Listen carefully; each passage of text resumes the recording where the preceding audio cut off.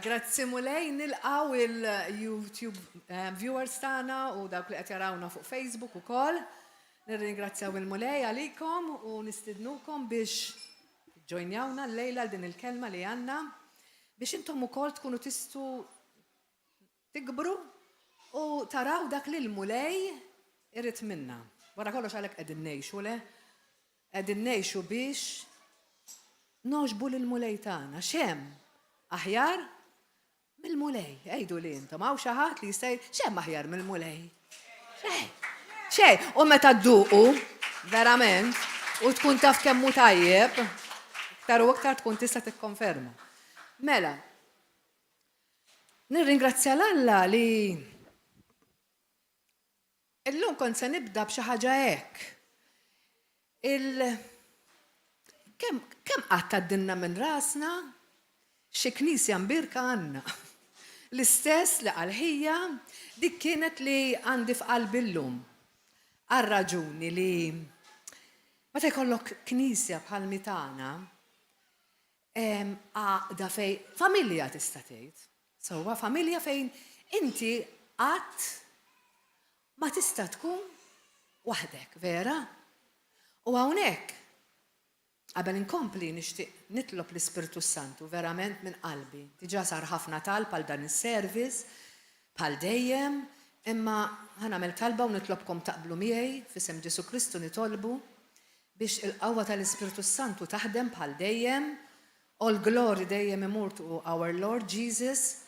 Xejn m'hemm ħliefu li jieħu l-glorja u nitlob għad-demm ta' Sidna Ġesu Kristu fuqna fuq qalbna biex ukoll meta niġu ċċelenġjati bil-kelma nitalmu nirċivuha u napplikawha fil-ħajja tagħna. Biex għal xiex għax Ġesu hekk irid iħobbna biex ma nintilfux. Vera li tagħna s-salvazzjoni, imma s-salvazzjoni rridu nibżgħu għaliha. Bħalma ħanaraw illum għandna kelma kemm hawn minna inħobbu l-eżamijiet, ħanara. Ħadd. Imma il-mulej kultant jagħmlilna eżami u llum wieħed minnhom. Jiġifieri u grazzi għalih għaliex għax ma nistgħu nieħdu xejn for granted.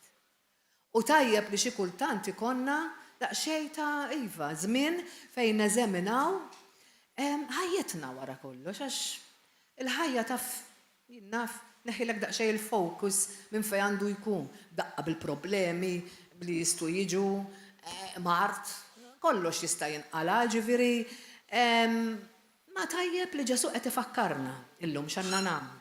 Mela, għalfejn niġu f'binja bħal di? Għalfejn niġu f'binja bħal di? Ħafna jgħidulek mhux xorta nista' noqgħod id-dar u nista' noqgħod kullimkien, le, hemm differenza enormi. Meta tiġi bżonn l-aħwa tkun taf, meta tiġi bżonn ir-rajja tagħna li jistgħu jtuna daqqa tajnuna, daqqati tajnuna, ġifieri hija familja fej nistgħu niġu nissaħħu. Sewwa il-poplu jinġabar għal skop wieħed biex jolli l-isem ta' Ġesu. Bħal medna Jesus is Lord. Huwa s-sit. Imma llum l-enfasi li s-sit mhijiex biss bil-kliem ta' il-kelma sit tfisser ħafna aktar minn hekk. U meta aħna nagħtu qima bħalma minna llum bil-kant kemm kien sabiħ, kemm ednilu li huwa holy l-mulej u hekk. Imma nadurawh ukoll bit-talb li nagħmlu, nadurawh bil-preaching tal-kelma, naduraw bit-teaching, għal xiex biex jiġi onorat u glorifikatu. Biex il-qaddisin li huma aħna nkomplu nikbru fl-imkien u għal xiex ukoll. Biex dak li ġew l-ewwel darba ma nafx hawnx niġi l-ewwel darba llum. Mela għalina qiegħda. Imma anki dawk li jiġu l-ewwel darba ikunu għadhom mhux imweldin mill-ġdid, ikunu jistgħu jitwildu mill-ġdid wara li jkunu semu l-kelma. Jiġifieri ara kemm għandha funzjonijiet il-Knisja meta aħna nimxu skont il-prinċipji li għandha tkun Knisja. Sewwa, imma dan biex iseħħ biex iseħħ, irridu nkunu verament għamilna il-Ġesu sit. Lord. Il-kelma Lord, aħwa. Lord li hija li verament tkun inti mmexxi mill-Ispirtu Santu. Għaliex? Għax ħafna drabi aħna naħsbu li dak kollu li hu tajjeb. Huwa kollu ġej mill-Ispirtu Santu, mhux dejjem, rridu noqogħdu attenti. X'qed jiggwidana hu.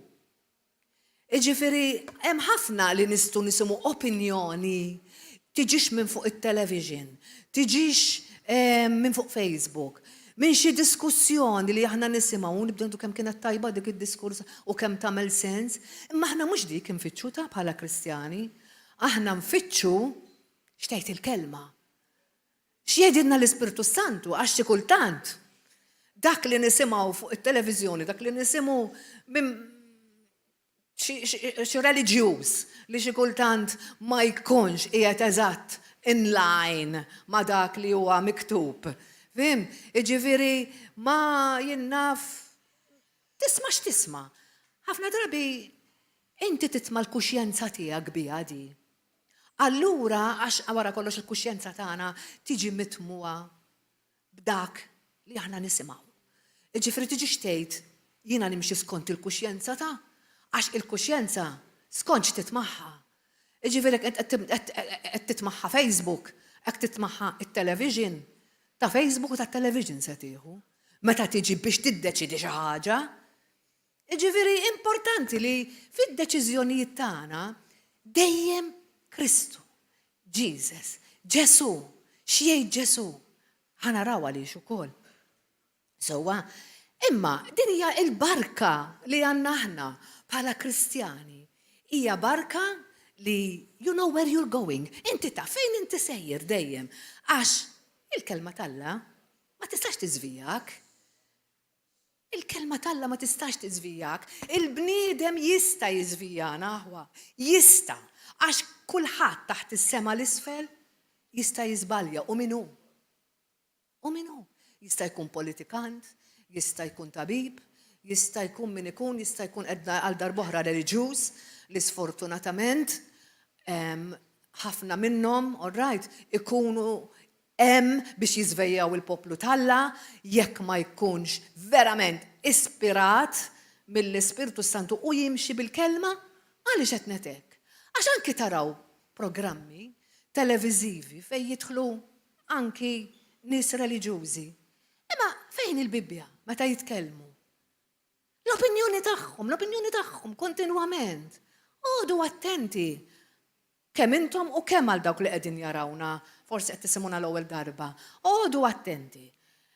Il-kelma Alla tajinna biex aħna ma niżvijawx mill-verità. Għax il-verità ħafna drabi tista' tiġi twisted. Ma tibqa' xejn verità fil-verità. Sewwa, imma il-bniedem jista' jiġi mqarraq b'dal mod u jibda jaħseb skont l-opinjoni tiegħu li hija żbaljata li tista' toħodna l-baħar. Aħwa, għandna iva ħajja imbirka jekk aħna narfu nimxu fiha, imma tafu li d-dinja jgħidulek aħna ukoll imbirkin, jiġifieri fis-sens. Skont x'inhi l-barka li huma jgħidu biha. Jiġifieri ħafna drabi aħna meta nħarsu anke qiegħda fil-kelma talla ħa naqrawha. Meta nħarsu lej id-dinja jiġifieri nies li mhux bil-forsi jkunu ħżiena fil-vera sens tal-kelma, imma they don't have m'għandhomx l-Alla. Sewwa, anzi pjuttost Alla m'għandux post f'ħajjithom. Jiġifieri u jirraġunaw b'tali mod li m'għandux ikun ir-raġunar tagħna. Aħna għandna standard għoli iktar kif nirraġunaw u kif naslu għal dak li rridu naslu għalih. Issa, id-dinja jgħidulek ismagħhom jitkellmu. X'fortuna għandek, pereżempju, hekk jarawk qed titbierek. X'fortuna, kemm inti laki? Dak kliem ma jidħolx fil-lingwa Kristjana. Sewwa, jew inkella biex ma jinsteħtux. Touch wood. So barra ħares Meta jgħidu xi ħaġa rem, touch wood, ma mhux ninsteħed. Sorry. Jew il-qru. Eża. Mulej kollok ħnina. Iġifieri, daw verament hekk biss jafu jagħmlu fis-sens imma aħna daw ma nagħmluhomx. So għaliex għax aħna da li għandna aħna li nafu li hu żgur ir-risq huwa il-favor, il-favur li aħna għandna ta' Alla. The favor of the Lord. Dak li il-favur imdawwar ma bħal tarka tgħid il-kelma dik hija ir-risq u l-barka tal-Kristjan. U lax immissu l-injam, u lax nedu laki, u għax naf minn kull affarijiet. Ġifieri inti tiġa qed tirġi irfinut anki bil-kelma talla. Meta li taddina minn nar, sewwa ħafna drabi bħad-deb, għax għalhekk id-deb jiġi purifikat għax jitneħħelu dak il-ħmieġ li jkun fih bħalma konna aħna fid-dinja għandna ħafna x'nitnatfu, imma mbagħad meta l-mulej jippurifikana jibda ħireġ is-sabiħ. Dak kollu li hu sabiħu tajjeb, hekk suppost għall-Kristjan. Sewwa, imma ħanaraw hekk immorru Psalm 92 biex naraw daqsxejn.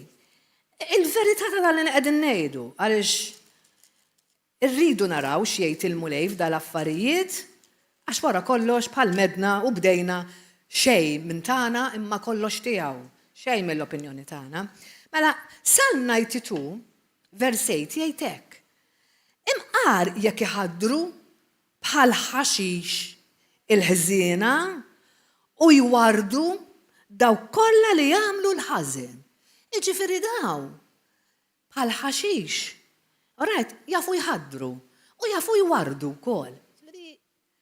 Tiskantax jekk tara il-ħżiena għaddejjin tajjeb ukoll. Sewwa. Imma il-kol qatt jinqerdu għal dejjem. Imma int mulej għal dejjem floli għax l-edewwa tiegħek mulej. L-edewwa tiegħek jintilfu, jitferxu daw kollha li jagħmlu il-ħażen. Mela, jista' jkun iva li fid-dinja tibda tara l-min jistaqna. Il-min nafi kollu. Bħalma jgħidu huma laqqu xorti. Jista' jkun bil-qerq, jista' jkunu ħadmu għalih, kollox jista' jkun. Imma jista' jkollhom ħafna flejjes u ħafna bini u ħafna artijiet. Imma jista' jkun ukoll li billej ma jorqdux. Għaliex? Bil-ħsibijiet. Tax se jagħmlu b'dak kollu li għandhom, number one. Dak fim? Ġifieri dik tista' tkun. Jaf ikollhom il-qaddis kullimkien. Qaddis f'kull dipartiment. Fuq il-post tax-xogħol. Għax mingħajr il-qaddis ma titlax is-sema jgħidu ma tmur imkien. Vera? Anki aħna minn jaf kemm il-darba u għaddejna minnhom dal-affarijiet. Imma l-ebda qaddis mhu se jwasslek għal dak li għandu Alla. Sewwa, jiġifieri ħlif Sidna Ġesu Kristu li hekk m'għandhomx lilu. U Alla ħares issemmilhom ħafna minnhom il-Ġesu. Jew il-Bibja, għax qishom qed ikellimhom għalien. Issa, dik hija d-dinja li aħna konna parti minnha. Imma llum ma ħniex. Jiġifieri qed naraw id-differenza issa bejn barka ta' Kristjan u kif għandu jimxi Kristjan. U l-barka in brackets ta' dawk li huma tad-dinja. Għax bħalma qegħdin ngħidu jafu jwardu u jafu jikħaddru bħal ħaxix. Issa. Imma mbagħad qed jgħidlek hawnhekk sewwa. X'jiġri minn dawk kollu li jagħmlu l-ħażen. Daw ħajspiċċaw. Xi darba ħajspiċċaw. Il-ħażen mhux se jħallihom jiffjorixxu iktar milli jmisshom. Għax l-edewwa tiegħek mulej jintilfu jitferxu li jagħmlu l-ħażen. Issa, ħanaraw hawnhekk li għal-mulej jagħmlu min jagħmlu l-ħażen l-istess. Hawnhekk qed jgħid tad-dinja, imma jgħidu għall-Kristjan ukoll. Jagħmlu tgħidlix inti tgħid ma' ejju. Ħanaraw li anki il-Kristjan li jista' jagħmel il-ħażin. U Ġesu x'jgħid fuq għad il-biċċa xogħol. Forsi tgħidli jiena ma nagħmilx ħażin. Ġifieri qed isserraħ rasek li dal-messaġġ mhux għalik. Imma il-ħażen għand kulħadd jista' jiġi kif aħna se naraw illum. U għalhekk irdu niftu għajnejna beraħ, għax Ġesu dal-messaġġ ta' onna mhix biex ikkundannana għax Ġesu qatt ma jikkundanna, imma għax iħobbna. Għax ma jridniex nintilfu u qed iwissina. Ġesu qal, morru minn qudiemi intom li tagħmlu l-ħażen. Mhix kliemi da kliemu. Lil dawk li kienu il-min. Tad-dinja. Il dawk li kienu jipritkaw, ikkeċċu xjaten u fismu jagħmlu l-mirakli. Iġifieri Kristjani, disċipli. Issa, mhux bħalma jpeċilqu xi ftit li m'għandhomx jgħidu. Qed tara kif Ġesu dawk li jagħmlu l-mirakli u l-dawk li mikeċċu xjaten għallhom morru minn qudiemi. Mhux għalhekk, għax għamlu l-ħażen. Ukoll, ejja mmorru ħanaqrawha u nifluha sewdi. Mattew 7. Mattew 7. Mattew 7, 21-23. Lord help me, mela. Mhux kull min jgħidli, għax din hija l-main scripture, rajt ħaniftu fuqha. Mhux kull min jgħidli mulej jidħol fis-saltna ta' smewiet. Iżda min jagħmel ir-rieda ta' missieri li hu fis-smewiet. F'dak il-jum ikun hemm ħafna li jgħiduli mulej.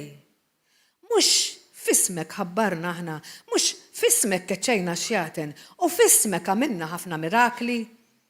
Imbagħad jien ngħidilkom lilkom qatt. Mhix issa, qatt ma kont nafkom, warbu minn qudiemi intom li tagħmlu l-ħażen. Issa. Bħal dejjem niftaħ fuq it-TPT. Għaliex ħanamel enfasi kbira fuq kull kelma. Għax dak li mkristu hemm bżonn niffukaw u nifmu dak li qed jgħid. Mela meta Ġesu qal f'dik il-ġurnata, meta hawnhekk qal Ġesu f'dak il-jum, tafu għal xiex qal liema jum kien qed jgħid Judgment Day. Ġifieri Judgment Day hija ġurnata fejn kulħadd mis-sema l-isfel irid jgħaddi minna u jiffaċċja il-Sidna Ġesu Kristu. Anki dawk li huma fid-dinja lilu rridu jiffaċċjaw. Issa aħna għandna ġudizzju mod u huma għandhom ieħor. Imma ara kemm kien ibes meta qallhom f'dak il-ġurnata intom se tiġu tgħiduli keċċejna xjaten f'ismek, kemm għamilna l-mirakli. Imma se narawx qal Ġesu spjegat aktar. U noqogħdu attenti għax resqu bil-mod rajt kemm għamilt jien. Kemm għamilt mirakli f'ismek jien. Meta Ġesu u l-missier dejjem jedunna, u rajt il-missier faith in what Jesus did. Dejjem aħna il-fidi tagħna f'dak li għamel Kristu. Mhux tmur tiffaċċjaħ u tgħidlu ara kemm għamilt għalik jien. Ejja noqogħdu attenti għax mhux dak qed ifittex il-mulej qed ifittex il-qalb. Relationship. Ħaniftħuha bl-Ingliż di. Daqsxejn. Ġesu ma qalx issa ma nafkomx on Judgment Day. Noqogħdu attenti. Għallhom qatt ma kont nafkom. Għaliex? Għax hemmhekk kien qiegħed jitkellem fuq xiex? Fuq l-intimità u r-relationship li qatt ma kellhom miegħu. Fake Christianity. Irridu noqogħdu attenti, mhux li ngħidu jien Kristjan u kemm nidher li qed nagħmel li jien Kristjan, qalbek fejni. Int vera tajt ħajtek u qalbek għal Kristu u dak li tixtieq. Issa qed ngħid int qed Natalija wkoll ta' ġifieri għax meta il-mulej tani dan il-messaġġ daħħalni f'qoxorti. U hekk nitlob li jsir il-lejla għal xiex. Ħalli kulħadd anzi ma joħroġ bħalma daħal. Għaliex? Għax il-mulej għandu skop. Għandu skop il-lejla. Din hija kliem Kristu. U kliem Kristu tittieħdu bis-serjetà. Għax jarranna. Iġifieri meta qallhom qatt ma kont nafkom, ma kisirx il-relationship magħhom hemm ta' quddiem dak il-ħin meta ġew u Judgment Day. Għax qallhom ħampattilkom issa morru lem. Qallhom intom qatt ma kont nafkom. Iġifieri mhux kemm naħsbu li nafu aħna l-Kristu. Il-question marki jafna. Jafna, kif se nkun naf jafnix Ġesu? Għalhekk qegħdin hawn illum. Mela l-iskrittura li rrid ngħid għalilhom hekk isimgħu il-Ġesu kemm ħelu. Min banda għatli u daqsxejn jibes. Għallhom, knowing the correct password, ġifieri saying master, for instance, ġifieri mhux imbilli għandkom il-password biex tidħol ġifieri, f'kull kollha tafu x'inhi password illum għax biex tidħol fil-mobile u fit-tablet u f'hekk kollox jitolbuk il-password. Ġifieri mingħajrha ma tidħolx. Għallhom imma jekk intom minn għalikom li għax qed tgħidu li master, Sid, Lord, ħadd tidħlu l-ġenna. Mu ħadd wassalkom imkien. X'intom taħsbu? Billi tgħidha b'fommok, inti ħadd tidħol il-ġenna taħseb. U hawnhekk għandna ċertezza li kienu Kristjani, għax il-kelma tgħidilna li jekk ma tkunx vera ta' Kristu, hekk ma jkollokx il-Kristu f'ħajtek, għastejda Lord. Ġifieri daw b'xi mod kienu aċċettaw li jsiru tiegħu, disċipli tiegħu. Imma on the way, żberġaw. U aħna dawk li ma rridux illum, dak li ma rridux li ma nmorrux quddiem il-mulej. U flok nisimgħu well done, good and faithful servant. Jedinna morru minn qudiemi lilkom ma kontx nafkom. Ejja. Max biża. Voldri hawnhekk qed jedinna it's possible. It's possible. U qallhom what is required, taf x'inhu dak li għandna bżonn? Serious obedience. Doing what my father wills. Ġifieri mhux xi ħaġa ġdida di, imma qed jedinna serious obedience, ġifieri bis-serjetà. Għaliex? Għax ħafna drabi ngħidu ħafna kliem, imma mbagħad bil-fatti ikun mod ieħor. Vera? Hekk qed jgħidhaw u hekk jista' jkun. Issa, mbagħad qallhom hekk. Ma, isimgħu. I can see it now. Qed nara qed tkompli l-iskrittura. I can see it now at the final judgment. Qed narakom sa dik kienet qed jgħid sa jiġri l-mulej, ġifieri xi ħaġa li kien qed jgħidilhom orrajt kien qed jgħidilhom lid-disċipli tiegħu. I can see it now at the final judgment. Thousands. Ġifieri eluf kien qed jara l-mulej, eluf u l-kelma kienet strutting fit-tipitidi. Issa strutting tafu x'inhi? Having a stiff, erect, arrogant walk. Ġifieri, meta inti strutting il-biċċa gbena jgħidu għal-peacock saħna, għal-pagun li semmejt li jint l-ewwel. Ġifieri, dak x'jagħmel jiftaħ dembu biex juri kemm hu sabiħ, le? Ġifieri, hawnhekk Ġesu qed jgħidilhom qed nara eluf. Ġejjin qudiemi b'dik il-manjera. Gburija, gburija, il-pride, Ġesu dejjem juri kemm hija toxic, kemm hija valenuża. B'dik il-maniera se jmorru fuqu u jiġu jeduli, Master, we preach the message. Min naf kemm ritkajnik, kemm kissirna xjaten, kemm U rejna spiritual projects kbar, wi, kollox aħna bil-works tagħna, l-opri tagħna. And do you know what I'm going to say? Għallhom, u taf sa ngħid, do you know what I'm going to say? You missed the boat. Ġifieri, jekk aħna mmorru b'dik it-tip ta' arroganza u b'dak it-tip ta' raġunar, we are going to miss the boat. Ħan immissjaw id-dajsa. All you did was use me to make yourselves important. Kull ma għamiltu użajtuni biex għamiltu lilkom infuskom importanti. Dak li mġesu. You don't impress me one bit. Ma impressjonajtunix aqqas tikka. You're out of here. Maħx biza. Preparati sow biex nintaqgħu malla tagħna saqaħwa. Nitlobkom biex taħduha bis-serjetà di bħalma ħatta jiena u waqt li qegħdin tisimgħu dal-kliem tagħmlu eżami llum. Għax ħanaraw x'jobod issa Alla u xi jħobb Alla. Huwa skrittu kollox mill-iskrittura u naraw x'hemm f'ħajjitna li hemm minnu u x'hemm li x'memx. Il-ħajja hi wara kollox hija pilgrimage, kif jgħidu pellegrinaġġ li fih tluħ u fih l-inżul. Imma għandna gwida tajba, grazzi Ġesu. X'inhu l-ħażen fajna Alla? Tgħidu li mhux ovvja x'inhu l-ħażen. Imma li tantu ikraħ li jgħidlek mur minn qudiemi ta' Alla volja tkun qed tħaddar u tkun qed twarrat.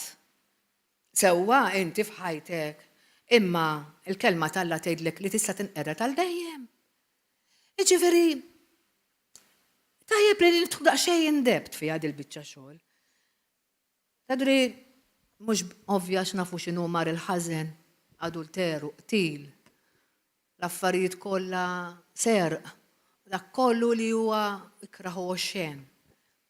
Ma mhux dawk li ħanaraw, dawk huma ovvji, imma ħanaraw parti sew illum ta' affarijiet li mhumiex dawk li huma Alla jobodhom. U mbagħad se jorina xi jrid. Mela xi jħobb u x'jobod eżatt Alla. Aħna suppost importana ta' jekk irridu naslu u dak li verament li Ġesu ħadd nub tagħna, imma jekk aħna nimxu fil-ħażen minn dawn li se ngħidu issa, x'inkunu qed nagħmlu? Mhux inġalluh jagħmel li ma jridx u on judgment day jedinna dal-kliem. Għaliex? Għax inkunu ftaħna bib għad-demonju. U jibda jaħdem kemm irid f'ħajjitna. So, anke kontra qalbu l-mulej, imma ma nħallulux triq oħra. He is holy, tinsewx kemm kantajni llum. He is holy. U ġust. Mela noqgħdu attenti għax mhux naħsbu kif jaħsibha dak il-politiku, dak il-preżentatur. Għax jekk nixorbu minn dak li jkunu qed ituna b'dawk ħan nintlew u b'dawk ħan nirraġunaw. So the word of God, il-kelma tal-Alla li ma tfallinna qatt, kollox ifalli imbarra hi. Imbarra l-kelma tal-Alla. Ejja mmorru Proverbji 6. Proverbs 6. Jesus ħatkun molli jint il-fuq mulej qaddis u dak kollu li jint mulej. X'jobod Alla? Bondage. Jasar. Għaliex? Għax dak kollu li ħanaraw jasar. Il-bniedem mhuwiex free. Mhuwiex meħlus biex jagħmel ir-rida tiegħu, allura tkun bondage. Issa dik ma jridix Alla ħajodinna li joboda għaliex biex jeħlisna. U llum jekk tiġi tgħidli isma' jiena ma rridx nagħmel ċertu affarijiet imma naqa' fihom kontinwament. Illum għandek iċ-ċans li tinħeles hekk trid. Li teħles minn dak toqgħod. Jekk inti tiftaħ qalbek verament u tħalli qalbek tkun dik il-ħamrija fertili li dil-kelma tinżel tagħmel l-eruq u tagħmel il-frott imbagħad. Kliem Alla da. Il-kelma ta' Alla, alleluja. Sewwa, mela, x'jobot Alla li tant jipprovokah. Tant tipprovokah. Isma' ħaxtejn. Vers 16. 6 ħwejjeġ jobot Alla il-mulej. 7 huma li ma jaħmilhomx. Ġifieri ħanaraw 6 u 7 waħda speċjali ma jaħmilix. Għajnej merfuqa, number 1. Ġifieri dak li kien għadu kemm qal Ġesu. Intom thousands upon thousands l-eluf li ġejjin strutting b'dik l-arroganza mal-ewwel qal Ġesu. Għajnej merfuqa. Mamma mia. Biża. Mamma mia. Għajnej merfuqa, it's a proud look. Issa, proud look mhux għax tħares ta'. Imma il-pride hija li inti tarak superjuri, ħadd ma jista' jkellmek tiegħek biss tajjeb, ara ma tisma' xi opinjoni ta' ħadd ieħor, ma rridx nissottometti, la Alla waqqas għal dawk li poġġa fuqi. Ej. Volderi, dawn huma affarijiet li jiġru kuljum. Għak ma naqdux attenti. Ir-re David, tafu kemm beża meta kellu l-opportunità li joqtol il-Sawl, ara kemm kien għamillu. Sewwa, imma jkellu l-opportunità qiegħda fl-ewwel Samuel 24:6 li jeħles minnu. Imma x'qal? Ma jkun qatt li miss il-midluk talla.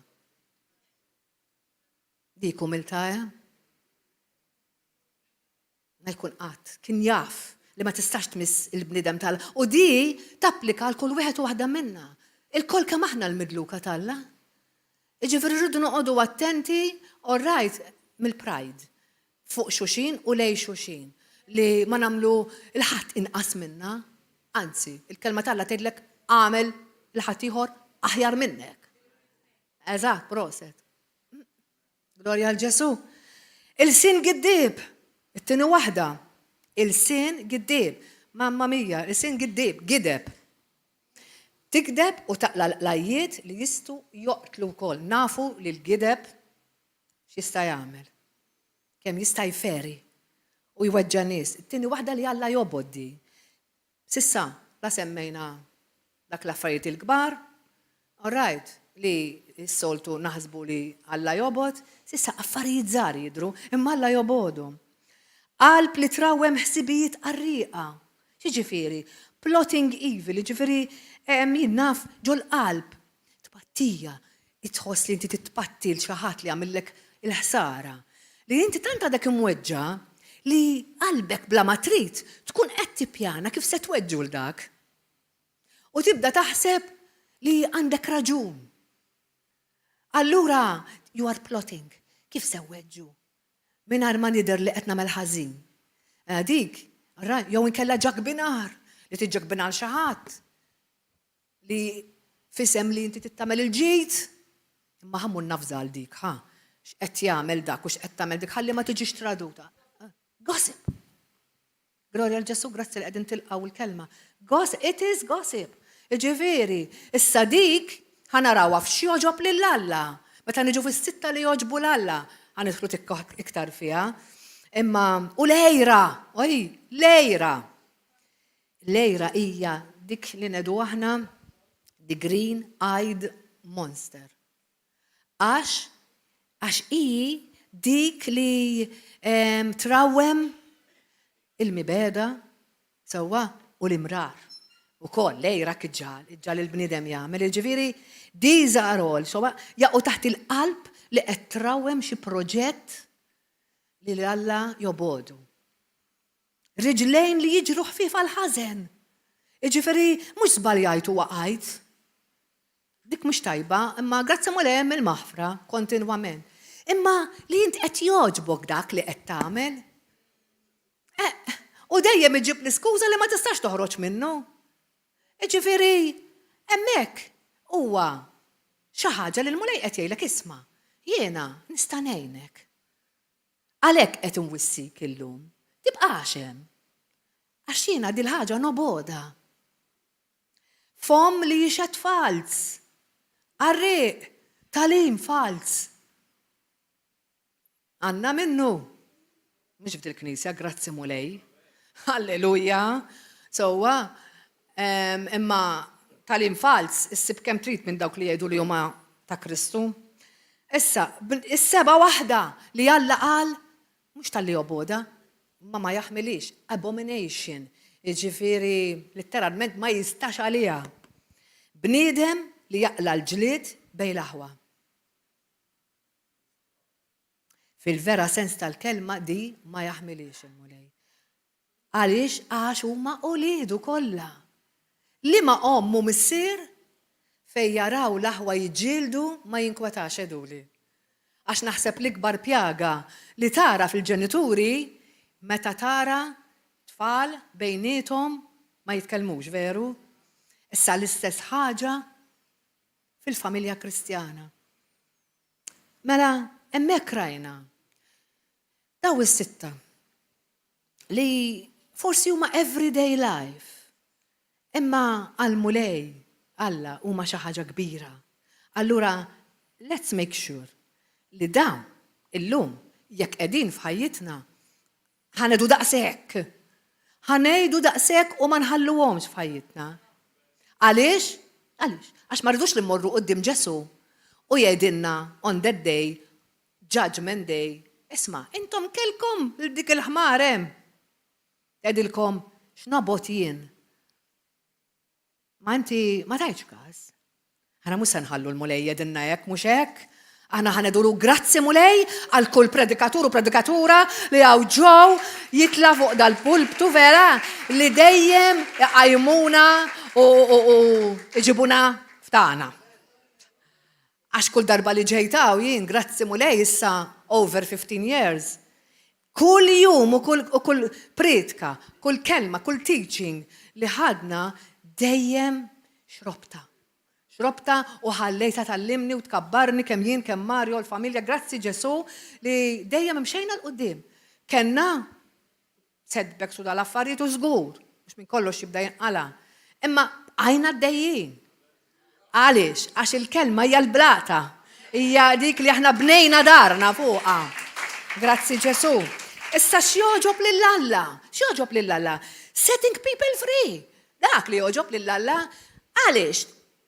Bat lill-ibnu. Fejn tista' tasal iktar minn hekk? Biex ħelisna.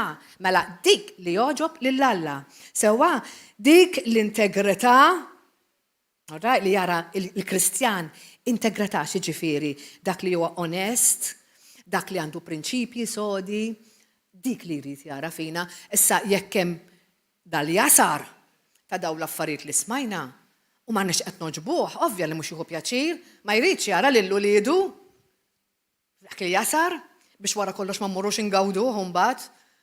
Wejja Pawlu jgħid nitolbu li naslu san-naħa l-oħra le. Meta t-tiġrija niġruha kollha, mhux niġru 3 kwarti jew iktar ftit minn 3 kwarti mbagħad l-aħħar nitilfuha. Alla ħares qatt sewwa. Issa, ħanaraw Psalm 15 issa xrid u x'joġob lill-Alla.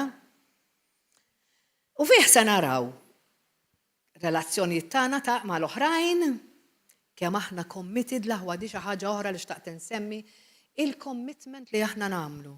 Kemm il-mulej għalih huwa importanti, ġifri jekk aħna minna commitment. Il-kol kemm aħna minna xi commitment mal-mulej, mal-aħwa, żwieġ u x'inhu.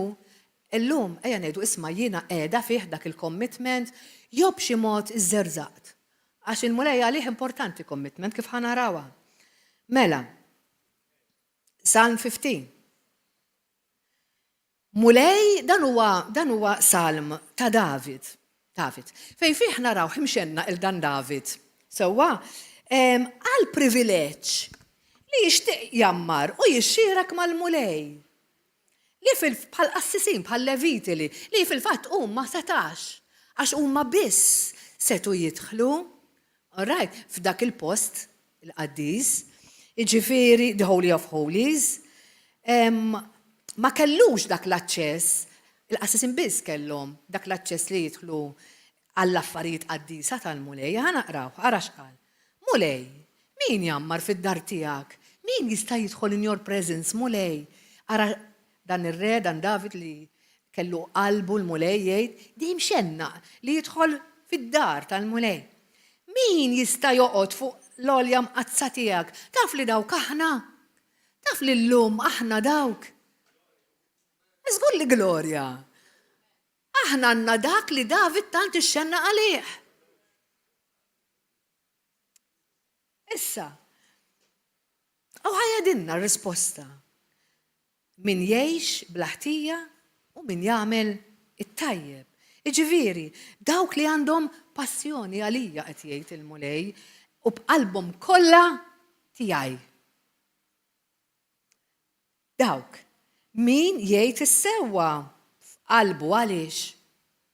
Għax tista' tafdhom. Min għandu qalbu sew leali, tista' tafdah. U hekk il-mulej, ġifieri dik it-tieni punt li l-mulej irid minna leali, l-lealtà lejn xulxin, lejn il-pastors tagħna. Sewwa biex huma dejjem ikunu rashom mistrieħa li għandhom fuq min iserħu. Grazzi mulej bħallum. Qegħdin imsifrin, grazzi mulej għalihom u aħna dejjem ngħidu f'isem Ġesu Kristu qegħdin jistrieħu u jagħmlu dak li l-mulej jridhom jagħmlu, imma l-Knisja għaddejja.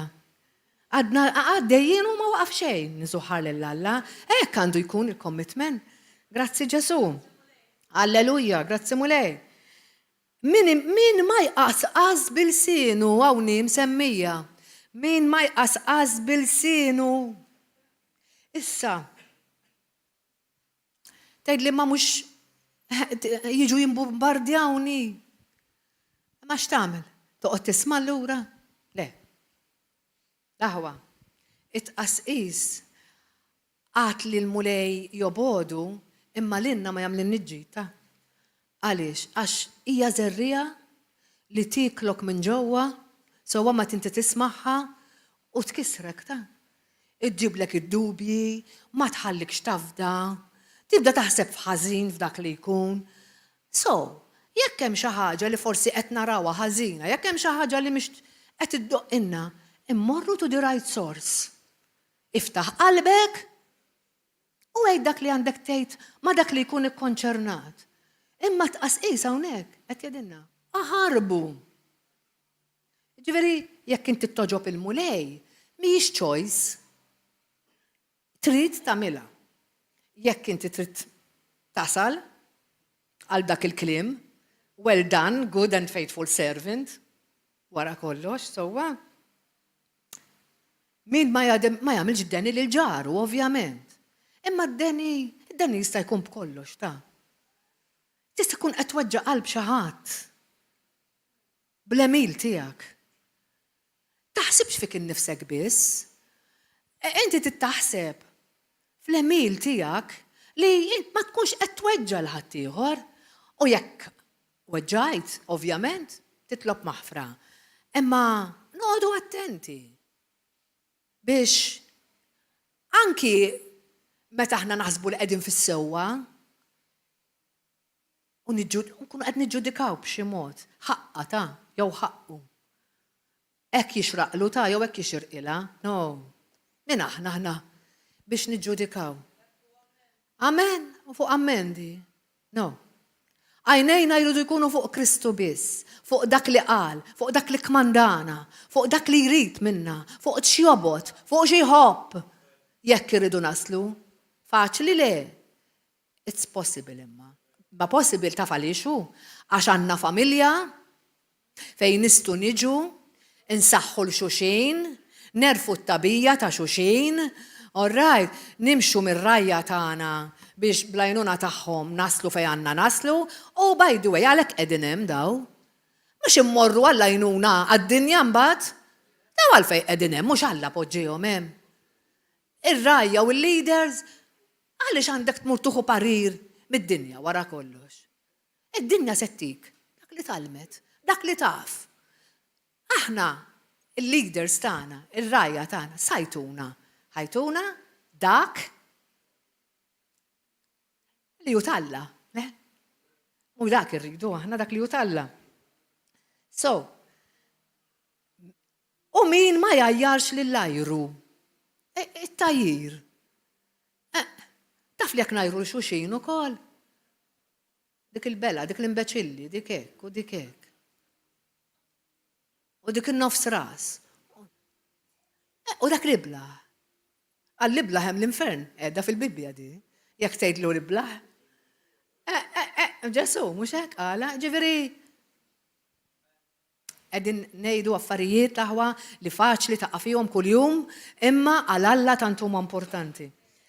Min ma jistmax lil bniedem ħażin, ġifieri li jistma' dak li jkun, il-mulej jieħu pjaċir biha li aħna nonoraw dak li jkun, min iweġġaħ lil dawk li jibżu mill-mulej, ġifieri li nonoraw mela le il-pastors tagħna lill-aħwa l-xuxin, nonoraw l-xuxin, inġibu ġieħ lil xuxin. Min iwiegħed u jżomm kelmtu akkosta kollox. Ma nħallux iċ-ċirkostanzi iġaluna nerġuluna minn kelmitna ta'. Ġifri commitment, it's a commitment hawnhekk. Issa hawnhekk kedinna min jislef u ma jitlob xi max. Ġifieri.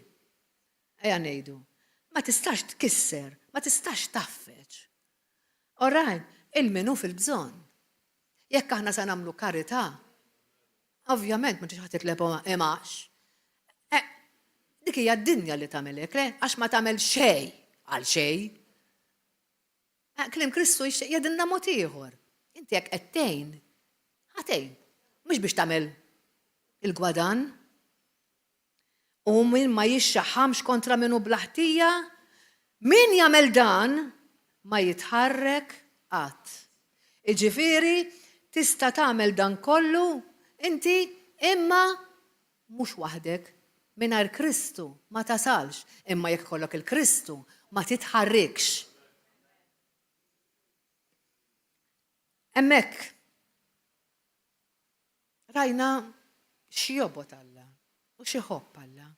Huma affarijiet li mmissu magħhom kuljum, mhux affarijiet li jistgħu jiġru darba kultant. Bħalma qegħdin tinnutaw, vera, inħabtu wiċċna magħhom kontinwament. Imma hemm xi ħaġa oħra li Alla joġbuta iżjed minn hekk.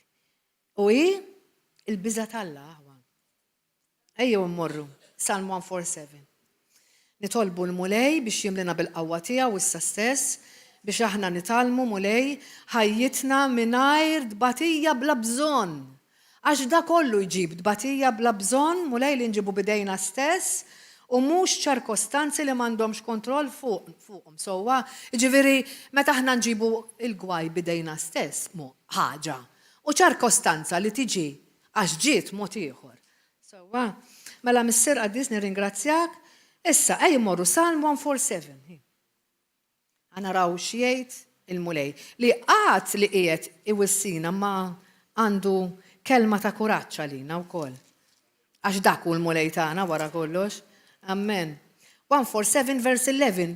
Jitaxxa il-mulej min għandu l-biża' tiegħu u min jittama fit-tieba tiegħu. Jitaxxaq. Trid taxqa tal-mulej. Issa, inti tgħidli mela l-mulej jitaxxaq li jbeżżana. Le. Alla ma jridx li jwerwirna. Hemm biża' u hemm biża'. Mhux dak l-iskop li l-mulej iwerwirna jekk aħna naqbżu ftit il fuq u mmorru vers 3. Araw, dan il-mulej li jixtieq li aħna jkollna l-biża' tiegħu x'inhu? Vers 3 jgħid, u jfejjaq il-qlub maqsuma. U jorbot il-ġrieħi tagħhom. U jgħod in-numru tal-kwiekeb kollha jsejħilhom bisimhom. Aħseb wara lilna l-uliedu. Kbir halleluja, kbir sidna l-mulej u ta' qawwa kbira, bla tarf, id-den tiegħu, dan hu dak il-mulej tal-li qed qegħdin nesma' jien irid il-biża' tiegħi fuqkom, imma ra x'inhu x'eħlew. Ikbiru, bla tarf id-den tiegħu, l-erf tiegħu. Jerfa' l-imsejknin il-mulej u jniżżel sal-art il-ħżiena mbagħad. Alla volja jwardu. Imma llum jew għada se jaraw il-qiegħ. Imma il-dawk li huma tiegħu jerfaħħhom. Anke jekk għaddejja mill-witt mudlam, anke jekk qalbek maqsuma, ibqa' ċert li l-mulej se jerfek illum. Jekk inti tirċievi dan il-messaġġ. Halleluja, grazzi Ġesu. Mela il-biża' t'Alla, Eżodu 20, ħalli nippruvaw nagħlqu fil-ħin. Ejja mmorru Eżodu 20. Glorja lilek mulej. Kemm inti sabiħ mulej, u grazzi li inti twiddibna mulej. Vers 18 jgħid, il-poplu kollu, issa hawnhekk wara li kien tom il-kmandamenti, orajdi, meta Mosè tela fuq il-muntanja u tom il-kmandamenti. Il-poplu kollu sema r-rat, u ra l-beraq, u sema leħen ta' tromba, u ra l-muntanja d-daħħan. U l-poplu beda jitriet u jitbeżza. Waqt il-biża' t'Alla, meta ra dak kollu fuqhom. U qagħad il-bogħod bdew jibżu ma jersqux lejn dik il-muntanja lejn fejn kien il-mulej. Imbagħad qalu lil Mosè, kellimna int ta' u nisimgħuk. Imma ma jkellimniex Alla li ma nmutux għal l-biża' kif waqgħet fuqhom jiġifieri dak il-ħin. Imma Mosè qallhom, la tibżawx. Dak mhux Alla li jrid jeqritkom. La tibżawx għax biex iġarrabkom ġi Alla, jiġifieri biex jittestjakom. It-test se jasal. Jiġifieri meta tibda tara dik il-muntanja quddiemek. Tgħidx, ma dan Alla, xi jrid jgħid biha di għaliex ħalli qed titlaq qudiemi din il-muntanja. Taf li hemm test. Għalhekk ġi hemm test. Ħalli ma tidimbux, għax imbagħad taqa' l-biża' t'Alla fuqek u int ma tidnibx. Għal Alla dak jinteressaħ. Li int ma tidnibx u taqa' u titlef ruħek. Jiġifieri kbira kemm kbira l-muntanja, imma jekk għandek lilu li jgħidlek inti miegħi, jiena miegħek, dik il-muntanja li ma tagħmellek xejn. Anzi jgħidlek ikkmanda tinqala u tintrefa l-baħar. Alleluja. Ġifieri m'għandna nibżu mill-ebda muntanja. Sewwa, imma ma jridx li dik il-muntanja mbagħad lilek teqirdek. Il-biża' t'Alla iqanqalna niddependu u nintelqu f'idejh aħwa u nonorawha. U din twassalna biex tkabbar l-imħabba tagħna lih, veru? Imma il-biża' t'Alla kieku mhux qiegħda f'ħajtek. Għandek idea fejn twaslek? Kieku m'għandekx il-biża' t'Alla, jiena kien nibda ngħid. Kull imkien tasal, vera? Għax jiġi xejn mhu xejn. Allura thank God for the fear of the Lord. U Alla jħobba dik. Waħda mill-affarijiet li hu jħobb. Li fil-waqt li huwa Alla daqshekk ta' kobor, li huwa Alla li huwa xi kultant nitredu għax huwa Alla kbir u holy, imma kien ġentili u twajjeb biżejjed li ma setax joqgħod mingħajrna u x'għamel? Batinna il-fidwa. Ġesu. Walderi, we have to love him. Bil-fors ħobbu. Alla volja jkun xi kultant naqra waħda serju. Għax dina daqsxejn serja tal-lum, imma għandna bżonna jew le? Ejdu li intom, għandna bżonna di ħafna. Ħafna għaliex għax iddaħlek f'qoxortok, le? Imma ħanaraw, Psalm 37. Morru, Psalm 37. Grazzi mulej għaddis. Li tant ħobna li jindej moħħok fina mulej għaddis. Li ma mmurx xi darba nirfes jew law, jew lem minn marret nibqa' tan-nofs. Dejjem għajnejja fuqek, mulej, dejjem saqajja fuqek. Vers 3. Afda fil-mulej. Isimgħuha. U għamel it-tajjeb. Ammar fl-art u taf x'jiġri tgħix b'moħħok mistrieħ. Fl-art, jiġifieri fil-ħajja Kristjana sew kif għandha tkun fl-art imweda fil-wirt tiegħu f'dak li huwa sejħinna lih. U tgħix b'moħħok mistrieħ. Ejdu li intom tridu serħan intom. Qiegħed fil-mulej laxqa tiegħek kif qed nitgħallmu llum u jagħtik dak li tixtieq qalbek. Jiġifieri, anke jekk int għaddej minn testijiet bħalissa u qed tipprova ssolvihom b'kull mod possibbli, il-mulej taf x'qed jgħidlek biex jagħtik dak li tixtieq qalbek. Afda fih. U l-kumplament. Aħna nitolbu sewwa, nemmnu li rċivejna, we thank the Lord, imma mbagħad ngħixu fil-mistrieħ għaliex għax issa direst il-kumplament fideh. Għasek, m'hemmx fejn tmur iktar, kumplament fideh. Serraħ rasek fil-mulej u t-tama fih u tinkeċ minħabba f'min jirnexxi u f'min jimxi bil-ħżonija qed tara li d-dinja jirnexxu jipprosperaw. Tinkeċ. Għax dik mhijiex il-porxin tagħna. Il-porxin tagħna huwa da, Kristu. U l-wirt li għandna fih. Alleluja, li huwa by the way iddepożitat fl-ispirtu tagħna u mhux fil-ġisem jew fir-ruħ u rridu nirrilisjah. Ma jsux inħallu hemm. Ħallik mill-korla u la tirrabjax. Tinkeċċej għax deni jiswilek. Il-korla u r-rabja u d-dwejja. Korla, se jiswilek deni. Għaliex? Għax il-ħżiena jitqaċtu l-barra għal darboħra kif rajnija. Iġifieri id-dur fej id-dur, tipprova ġib skuża kemm iġib skuża. Il-kelma tibqa' dik li hi. Jekk hemm xi nitfa' ħażen, ħajdispeċina. Għax se nitqaċtu l-barra. Għax Alla huwa pur, huwa holy u jistenna mod ieħor. Ejjew mmorru Mattaw 11 l-aħwa. Kollox jista' jkollna dubju, għal kollox ta' tista' tiddubita fejn se tgħix, tista' tiddubita fejn se taħdem, tista' tiddubita hekk kienx tiżżewweġ il-mara jew ir-raġel ġust. Imma fuq ħaġa waħda għandna ċertezza. Fuq ħaġa waħda għandna ċertezza. L-imħabba Alla lik u l-fidwa. Dawk żgur li huma tiegħek. Żgur tiddubitax minnhom. Mattaw 11. Mister Qaddis nirringrazzjawk mulej. Li tjubitak tant hija kbira mulej. Li tkellimna b'dawn il-modi missier li hekk ma jkunx l-ispirtu tiegħek li ġanna u jenna nilquhom tista' titfisser. Mattaw 11 vers 28. Ejjew għandi intom il-koll li tinsabu imħabtin u mtaqlin u jien inserraħkom. Dan huwa l-istess Ġesu. Li ftit ilu smajni jgħid lilkom qatt ma kont nafkom morru minn qudiemi. Jiġifieri araw iż-żewġ paraguni. Imma hawnhekk qed jgħidlek issa.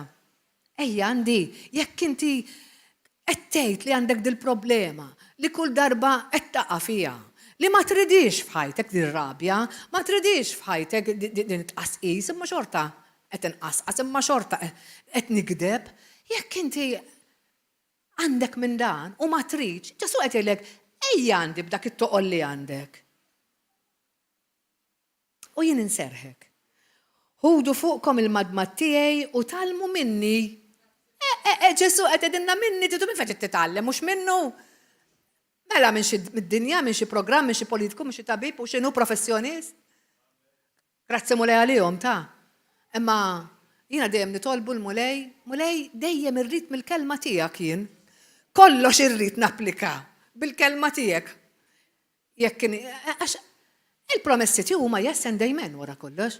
Irridu nibqgħu nippersistu għax dawk li ħajaraw il-glorja tal-Alla ta' dawk li jippersistu. Għaliex jiena ta' qalb ħelwa u li jgħid Ġesu. U intom issibu l-mistrieħ għal ruħkom għax il-madma tiegħi ħelu u toqol tiegħi ħafif. Xejn ma jista' jagħtik garanzija għal dan, ħlifu. Ġesu qed jgħidlek ejja għandi. Ma tanix dal-messaġġ biex jikkundannana l-mulejta. Xejn. Glorja lilek, Ġesu. Aħna lek qegħdin hawn mulej biex nisimgħu l-kelma tiegħek. Anzi għal kontrarju qed jgħidilna ejjew għandi intom ħalli ngħinkom. Ħalli ngħinkom ma tibqux kif intom. Mela ejja niffukaw biss fuq Ġesu. Mhux nagħmlu kif jidrilna aħna, għaliex? Għax meta nagħmlu kif jidrilna aħna hija riċetta d-diżastru aħwa. Hija riċetta l-diżastru. U da ma rridux ma nix jambi aħna f'ħajjitna. Ftakar kollox jista' jfalli minn barra Alla. Hekk jogħġob il-praise and worship team. Ħalli nagħmlu ftit ħin nidħlu f'dak kollu li smajna. Għax huwa messaġġ li tajjeb li nommoduh, għaliex intom tħossu għadi l-ħaġa kontinwa li l-mulej qiegħed fil-qrib. Ħafna aktar milli qed naħsbu li nisimgħu bil-affarijiet biċ-ċirkostanzi li il-mulej qiegħed jagħmel dak kollu possibbli għal xiex biex uliedu dawk li huma tiegħu ma jintilfux. Aħwa. Jekk aħna konxi, jekk hawn xi ħadd konxju li int għandek dan nuqqas kontinwament, recurring, jiġifieri xi ħaġa li qed nagħmilha il-ħin kollu kontinwa, m'għandix kontroll fuqha. Għal dawn l-affarijiet illum qegħdin nitkellmu. U titmin verament tamma li qalbek ma tibqax imtaqlab dan il-mod u trid li qalbek tinħeles minn dal affarijiet. U jekk forsi anki ngħidu, isma', ir-relazzjoni tiegħi mal-mulej ma kienx daqshekk awtentika, ma kienx daqshekk ġenwina. Forsi iva ġejt naqgħu nqum minn ċertu affarijiet li il-mulej jgħidli li il-mulej irid minni għax ipprofittajt ruħi mit-tubija tiegħu. Imma Ġesu qallhom le, ma tipprofittawx ruħkom minni. Qabel nagħlaq nixtieq iva nkellem lilkom li qegħdin tisimgħuna fuq il-YouTube, Facebook. Forsi qegħdin tisimgħuna l-ewwel darba u qegħdin tgħidu ekk, ġobkom li tirċivu dal-messaġġ li ma kontux tafu x'jobot Alla u x'joġob verament lil Alla skont il-kelma tiegħu qegħdin ngħidu u mhux skont l-opinjoni tal-bniedem. Illum tista' titolbu l-Ġesu biex isir u salvatur tiegħek biex jimlik bl-Ispiritu Santu biex ma tiġix imqarqa. Biex inti tifhem il-kelma tiegħu biex issalva għax m'hemm salvazzjoni mingħajr Ġesu. M'hemmx. Għasek tkun tajjeb kemm inti tajjeb u tagħmel ġid kemm tagħmel ġid. Jekk Ġesu mhux sidek li inti bħalma smajt illum qatt niġu qudiemu, kulħadd irid jiġu qudiemu u jaqta' il-verdett dawk li għandhom il-Ġesu ħajġu ġġadjati fuq dak li kemm obdewh, kemm għamlu u ħajkollhom ir-rewards ta' x'għamlu u m'għamlux. Imma dawk li m'għandhomx il-Ġesu li patta għalihom u dnubhom issa maħfur, inti tittada rendi kont ta' dnubitek kollha sħaħ lista sħiħa li min jaf kemm twila titpatti int għaliha. Ġifieri, illum għandek għażla li tgħid isma' jiena rrid il-Ġesu biex joħod li d-dnubit tiegħi kollha u nkun ċerta li jien nista' xi darba nidher qudiemu bla biża' u nisma' dak il-kliem li tant nistennew, well done, good and faithful servant, come on in. U mhux jgħidlek itlaq minn qudiemi jien qatt ma kont nafek. Jekk inti minn dawn nħeġġek biex tgħid it-talba miegħi illum. Missier Qaddis, nirringrazzjak mulej għal din il-kelma li fit-tjubija tiegħek u f'imħabtek inti għoġbok tagħtina llum biex aħna nirċievu.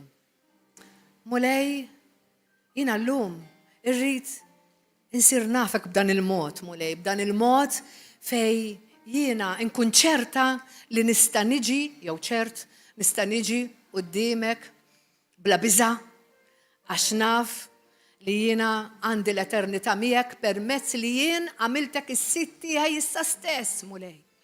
Ġesu ngħidlek ejja f'qalbi issa stess. Jiena llum niddikjara u qed nemmen li jien midimba jew midneb li jiena għandi bżonn Salvatur. U naf li jien biss tista' salvani minn dan l-infern li hemm l-estalija jekk ma ndurx lejk b'qalbi kollha, mulej. Għalhekk Ġesu iwa, illum nemmen u niddikjarak sit u Salvatur tiegħi, mulej. Nirringrazzjak, mulej, li nista' intik dnubieti u inti toħodhom kollha li taħfir li dnubieti, mulej. Irrid nitwilet mill-ġdid u ngħix ħajja ġdida fik, mulej. Niċħat ix-xitan, niċħat il-ħajja perversa li ħażina li kont fiha, mulej.